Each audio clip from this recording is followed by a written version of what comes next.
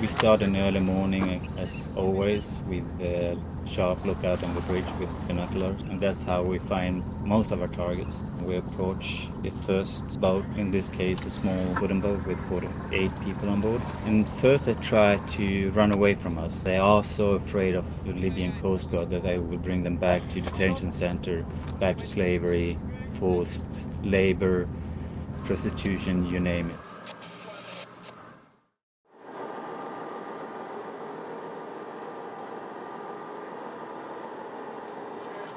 And we spotted a small rubber dinghy, and this time with 61 person on board, so it was overcrowded.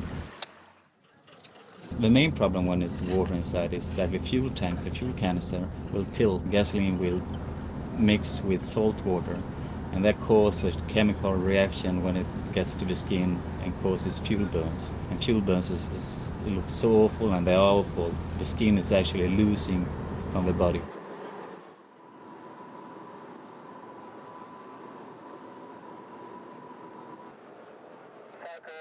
One of the SAR team members spotted a blue rubber dinghy just a few nautical miles from us.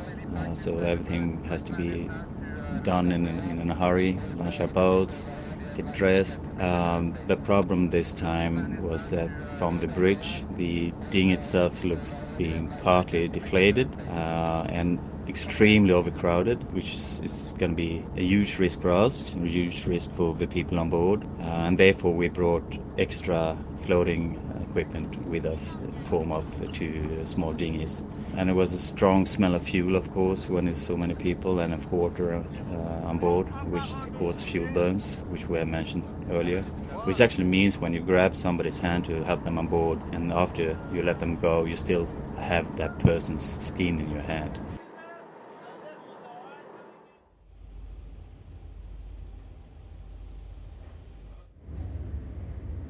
Get information from Moonbird, which is like a private aircraft that is actually helping us with the rescue from time to time. And it spotted this boat in distress. And we're heading to the position, and when we finally got there, it was late evening, when the darkness started to fall. And it was a bit in a hurry to actually launch our ribs and try to perform as much as we can, as long as it is any daylight. Unfortunately, it became total darkness while we actually performed the rescue. And this time it was a small or medium-sized wooden boat without any railing, with slippery deck. During the rescue, during the night, you can hear a child crying, a small baby actually. Everything went fine. We brought them back to safety on board Ocean Viking.